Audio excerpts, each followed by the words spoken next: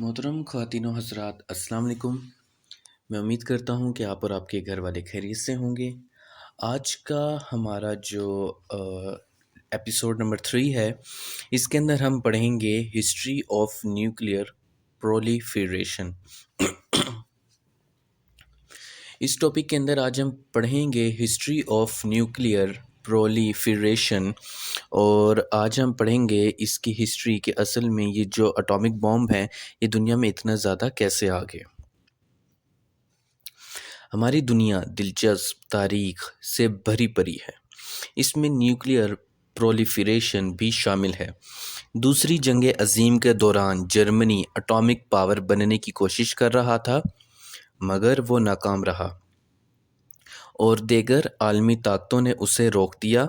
مگر باقی جگہوں پر فیجن یعنی نیوکلیئر فیجن کے ری ایکشن کی دریافت کے بعد اس پر کام چل رہا تھا، مگر امریکہ نے ایٹم بم استعمال کر کے اس چیز کو سب سے پہلے دنیا میں متعارف کروایا، انٹروڈیوس کروایا۔ تو نیوکلیئر پرولیفریشن یہ دوسری جنگ عظیم ختم ہونے کے بعد بات چیت شروع ہوئی تھی اس کے اوپر۔ ہیری ٹرومین نے ہی اس کے اوپر کام شروع کیا تھا۔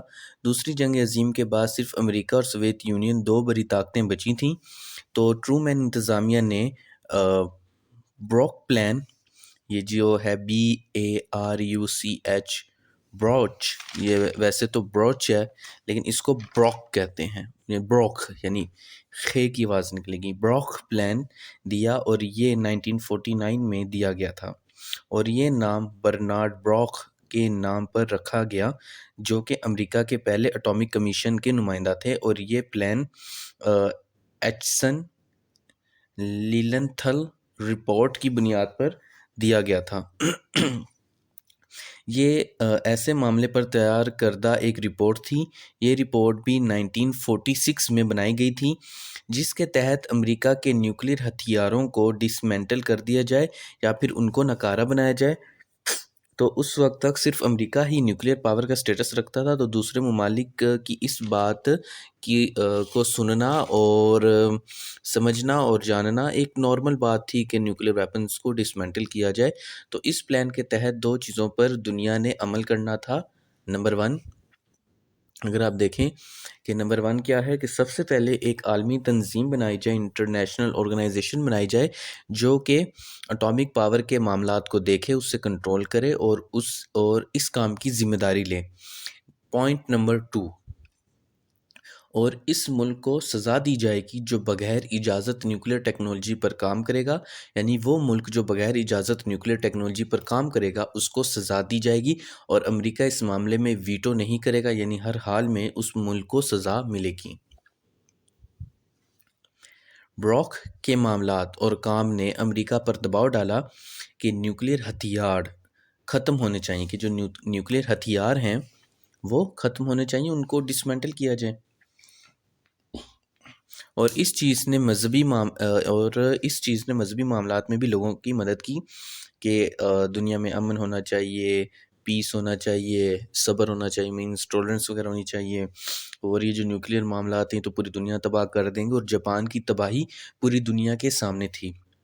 بروک نے UN میں ایک مرتبہ خطاب میں کہا کہ کالی ایٹم بم طاقت کے پیچھے صرف تباہی ہے، اور اگر ہم ناکام ہوئے تو ہر آدمی خوف کا غلام بن کر زندگی گزارے گا کہ نہ جانے کب ایٹم بم پھٹ پڑے۔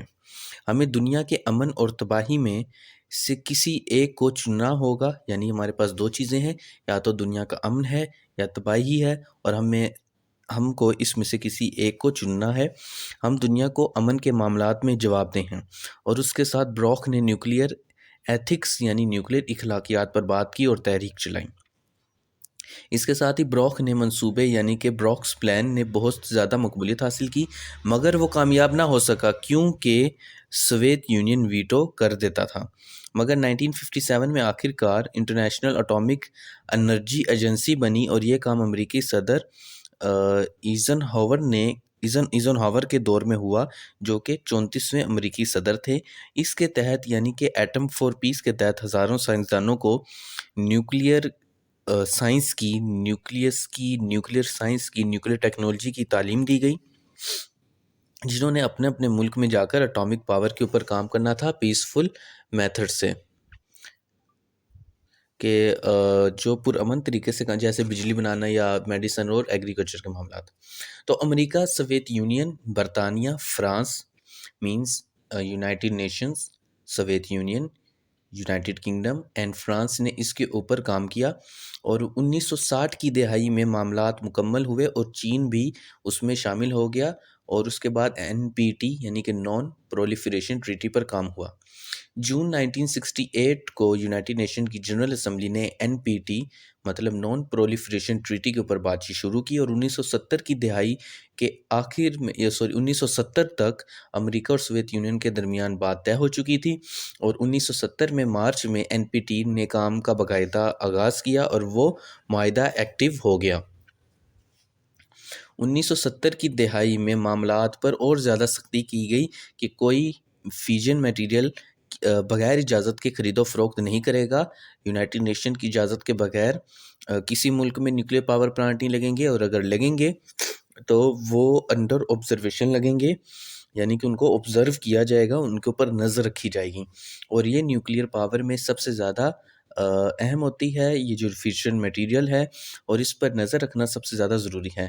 انرچ یورینیم اور پلوٹینیم کی خرید و فروخت پر نظر رکھنا تھی، اور اس بات پر بھی کہ کوئی ملک نیوکلیر پاور نہ بن جائے، اور اگر کہیں نیوکلیر پاور پلانٹ لگا کر بجلی پیدا کرنی ہے تو وہ بھی عالمی طاقتوں کی نگرانی میں کی جائے گی، اور یہ سب نیوکلیر پرولیفریشن کو روکنے کے لیے کیا جا رہا تھا، تاکہ جو نیوکلیر پرولیفریشن ہے اس کو روکا جا سکے۔ لیکن چونکہ ہم جانتے ہیں کہ ہیومن اسٹوپیڈیٹی کبھی بھی ختم نہیں ہوتی، اور ہمیشہ یہ اپنے آپ کو قائم رکھتی ہے، اور ہیومن ہمیشہ اپنے آپ کو ایک بیوقوف جاندار کے طور پر منواتا آیا ہے۔ جیسے کہ آئنسٹائن نے کہا تھا کہ two things are infinite, the universe and human stupidity, and I am not sure about the universe. یہ ایک ٹروتھ ہے جو کہ آئنسٹائن کو پتا تھا کہ ہمارا یونیورس مسلسل اسٹریچ ہو رہا ہے، پھیل رہا ہے، لیکن پھر بھی انہوں نے کہا تھا کہ شاید یونیورس رک سکتا ہے پھیلنے سے، وہ ایک محدود ایریا کے اندر، ایک لمیٹڈ ایریا کے اندر ہو سکتا ہے، لیکن ہیومن اسٹوپیڈیٹی کی کوئی انتہا نہیں ہے، ایسا آئنسٹائن کا ماننا تھا۔ اور the lust of power is not rooted in the strength but in the weakness، یعنی کہ اصل میں جو جتنا کمزور ہوتا ہے وہ اتنا ہی پاور کے لیے ہنگری ہوتا ہے، بھوکا ہوتا ہے، جو اندر سے جتنا کھوکھلا ہوتا ہے اس کو اتنی ہی پاور چاہیے ہوتی ہے۔ اس لیے اگر آپ انبیاء علیہ الصلوۃ والسلام کی تاریخ بھی دیکھیں تو وہ دنیاوی بادشاہ نہیں تھے، بلکہ وہ ایک اسپیسیفک وے میں دنیا کو ایتھکس، مورل سکھانے آئے تھے، اور یہ بتانے آئے تھے کہ there is no god but only one god, جس کو اللہ کہا جاتا ہے۔ اور آپ وہاں پر دیکھ سکتے ہیں کہ ان کی جو اسٹرینتھ تھی وہ ان کے کریکٹر میں تھی، جس کی وجہ سے ان کو دنیاوی بادشاہت نہیں چاہیے تھی۔ تو یہ آج کا لیکچر تھا، میں امید کرتا ہوں کہ آپ لوگوں کو پسند آیا ہوگا۔ تو چینل پر بار بار آنے کے لیے اور ویڈیوز دیکھنے کے لیے آپ سبھی لوگوں کا بہت بہت شکریہ۔ ہمارے چینل کو لائک، شیئر، سبسکرائب کریں۔ یہ ایک ویلفیئر پروجیکٹ ہے ان اسٹوڈنٹس کے لیے جو کہ ہیوج اماؤنٹ آف اکیڈمی فی افورڈ نہیں کر سکتے۔ یہ ابھی جو آپ کو لیکچر مل رہے ہیں یہ آپ کی بیس اسٹرانگ کرنے کے لیے مل رہے ہیں۔ اس کی جو فردر ڈیٹیل لیکچر ہیں، مطلب کہ جو کمپلیکس کنسیپٹ والے لیکچر ہیں، وہ بھی انشاءاللہ تعالیٰ بنیں گے، لیکن پہلے یہ بیس کلیئر ہوگی تو آپ کے لیے وہ بھی آسان ہو جائے گا۔ آپ ان لیکچر کو سن کر جب یا پھر اچھے طریقے سے پڑھ کر جب فردر مٹیریل اسٹڈی کریں گے تو آپ کی پہلے سے ایک بیس بنی ہوگی، اور اس کے اوپر پھر آپ لاجیکل آرگومنٹ یا کاؤنٹر آرگومنٹ بھی پیش کر سکتے ہیں، ایک تھیسس کا اینٹی تھیسس بھی پیش کر سکتے ہیں، وغیرہ وغیرہ۔ تو چینل پر بار بار آنے کے لیے اور ویڈیوز دیکھنے کے لیے آپ سبھی لوگوں کا بہت بہت شکریہ۔ اللہ حافظ۔